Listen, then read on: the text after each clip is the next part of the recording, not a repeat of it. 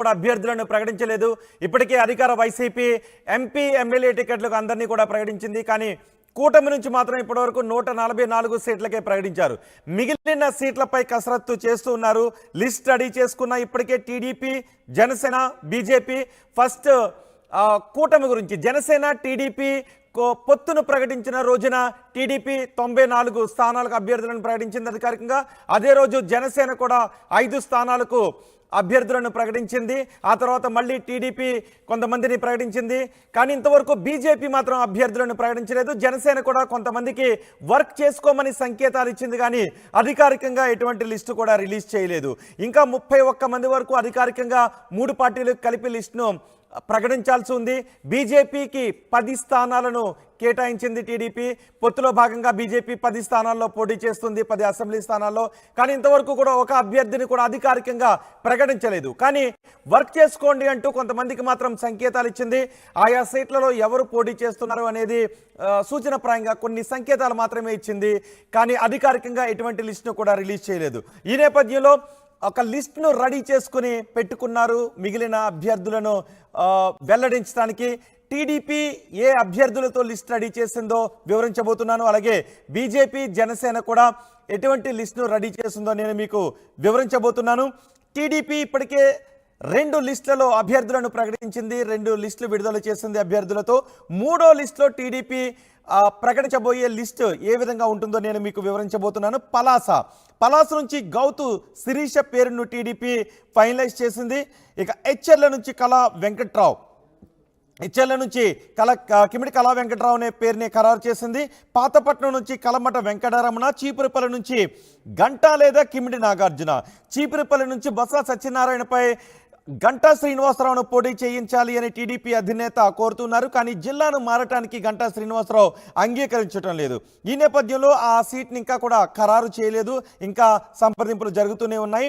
గంటా శ్రీనివాసరావు లేదా కిమిడి నాగార్జున, గత ఎన్నికల్లో కూడా కిమిడి నాగార్జున అక్కడి నుంచి పోటీ చేశారు. ఈసారి ఇద్దరిలో ఎవరో ఒకరు పోటీ చేసే అవకాశం ఉంది. ఇక చీపురుపల్లి నుంచి శృంగవరపు కోట నుంచి కోళ్ల లలిత కుమారి పేరును ఖరారు చేసింది టీడీపీ. భీమిలి నుంచి గంటా శ్రీనివాసరావు లేదా భీమిలి సీట్ను బీజేపీకి అప్పగించే అవకాశం ఉంది. గంటా శ్రీనివాసరావును టీడీపీ అధినేత చీపురుపల్లి నుంచి పోటీ చేయమని అడుగుతున్నారు.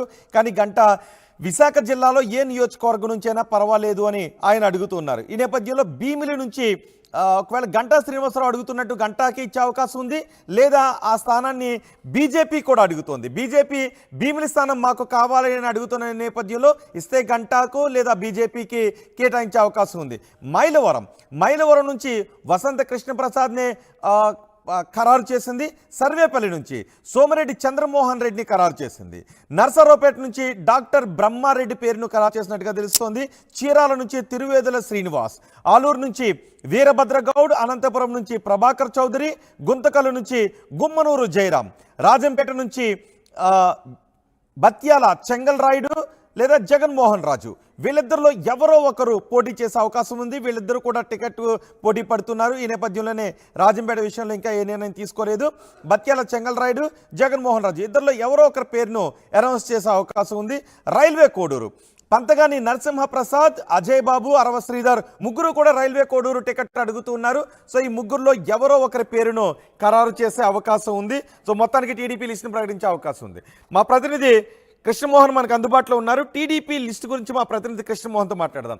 కృష్ణమోహన్, టీడీపీ 3వ లిస్టుపై ఎటువంటి కసరత్తు చేసింది? ఇప్పుడు మన దగ్గర ఉన్న లిస్ట్నే ప్రకటించే అవకాశం ఉందా? ఎప్పుడు ప్రకటించే అవకాశం ఉంది? రోహిత్, మొత్తం మీద అయితే తెలుగుదేశం పార్టీ అధినేత తన ప్రకటించాల్సిన 16 సీట్ల వ్యవహారంలో మాత్రం పూర్తిగా కసరత్తు అయితే చేస్తున్నారు. ఈరోజు కూడా ఉదయం నుంచి చాలామంది సీనియర్ నేతలతో నిన్న ప్రజాగలం సభ మీద మాట్లాడిన తర్వాత టికెట్ల వ్యవహారం మీద కూడా చాలా సీరియస్గా ఆయన చాలాసేపు ప్రస్తావించారు. సాయంత్రం ఆయన అక్కడి నుంచి బయలుదేరి హైదరాబాద్కి వెళ్ళిపోయారు. అయితే హైదరాబాదులో కూడా ప్రత్యేకంగా ఈరోజు రేపు టికెట్లలో ప్రకటించాల్సిన 16 సీట్ల వ్యవహారంలో ఖచ్చితంగా ఆయన ఆ పని మీదనే ఉన్నారు. వీటిల్లో చాలా వరకు కూడా చాలా ప్రపోజల్స్, అసవాహాలు ఉన్నప్పటికీ కొత్త ప్రపోజల్స్ కూడా కొన్ని పెట్టే ప్రయత్నాలు చేస్తున్నారు, సీనియర్లని బుజ్జగించే ప్రయత్నం చేస్తున్నారు. కొంతమందికి కొన్ని కుటుంబాల్లో ఇవ్వాల్సిన ప్రాక్టికల్ ఇష్యూస్ ఉండడం వల్ల అక్కడ కూడా ఇవ్వాల్సిన పరిస్థితి ఉందని చెప్పి ఆ దిశగా కూడా చూస్తున్నారు. మ్యాక్సిమం బహుశా 2-3 రోజుల్లోనే, రేపు ఎల్లుండి లోపలనే తెలుగుదేశం తన 16 మంది ప్రకటించాల్సిన జాబితా ఏదైతే ఉందో ఆ కూటమిలో భాగంగా 144 స్థానాలు వీళ్ళు పోటీ చేస్తున్న నేపథ్యంలో 16 మిగిలి ఉన్నాయి కాబట్టి ఆ 16 స్థానాలకి టీడీపీ ఖచ్చితంగా పోటీకి రంగంలో దిగిపోతుంది. ఒకసారి కానీ ఏ స్థానాలు ఉన్నాయి కూడా చూసుకుంటే, శ్రీకాకుళం నుంచి చూసుకుంటే మనకి పలాస పెండింగ్లో ఉంది. అక్కడ గౌతమ్ శిరీష ఆమె ఆశావాహిగా ఉంది. అక్కడ ఎచ్చెలలో కళా వెంకట్రావు తనకు సీటు రావాలంటారు, కానీ ఆ సీటు అక్కడ కుదరదని చెప్పి కళా వెంకట్రావుకి నిన్న కూడా చెప్పిన నేపథ్యంలో కళా వెంకట్రావు కూడా బయటకు వచ్చి చూస్తామన్నారు, పరిశీలిస్తామన్నారు అని చెప్పి ఆయన మౌనంగానే అక్కడి నుంచి వెళ్ళిపోయిన పరిస్థితి.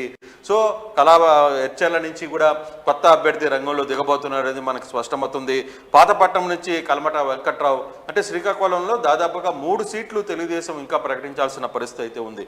అలాగే విజయనగరం చూసుకుంటే చీపురుపల్లి, గంటాని చీపురుపల్లికి పోమంటున్నారు. యాక్చువల్గా గంట ఈరోజు ఉదయం కూడా చీపురుపల్లికి వెళ్ళడానికి సిద్ధమవుతున్నట్టుగా తన కార్యకర్తలతో మాట్లాడుకునే ప్రయత్నం అయితే చేశారు. మళ్ళీ ఇప్పుడు కొంత ఈక్వేషన్స్ ఆధారంగా భీములకే తిరిగి గంటాని పంపిస్తారని ఒక చర్చ కూడా జరుగుతుంది.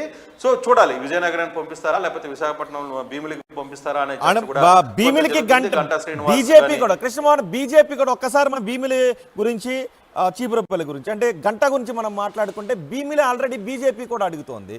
సో గంటా శ్రీనివాసరావు కూడా భీముల నుంచి అడుగుతున్నారు, లేదా విశాఖ జిల్లాలో అడుగుతున్నారు. కానీ టీడీపీ అధినేత మాత్రం చీపురుపల్లి నుంచి పోటీ చేయమని అడుగుతున్నారు. సో అక్కడ బీజేపీకి ఇచ్చే అవకాశం ఉందా, లేదా గంటాకి ఇచ్చే అవకాశం ఉంటుంది? అంటే బేసిక్గా టీడీపీ, జనసేన, బీజేపీ 3 స్థానాలు కూడా అక్కడ గట్టిగా ఆ భీమిలి స్థానం మీద మాకు కావాలని ఒక ప్రయత్నం అయితే జరుగుతుంది. టీడీపీ నుంచి ఒకవేళ పోటీ చేస్తే గంటా నుంచి పోటీ చేస్తారా, జనసేన నుంచి కానీ, లేదు బీజేపీ అభ్యర్థి కూడా అక్కడ రంగంలో ఉన్నారు, బీజేపీ నుంచి కూడా తమ అవసరమైన అభ్యర్థిని అక్కడ రంగంలో ఉంచాలని చెప్పి చాలా గట్టిగా ఫైట్ చేస్తున్నారు.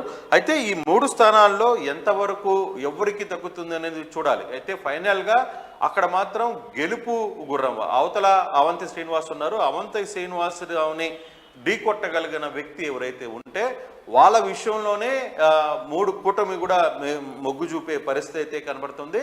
ఆ దిశగానే అయితే ఇప్పటి వరకు జరుగుతున్న వ్యవహారంలో బీజేపీ ఇప్పుడు దాకా కూడా ఏ అభ్యర్థికి సంబంధించిన ఒక్క క్లూ కూడా బయటికి ఇవ్వడం లేదు.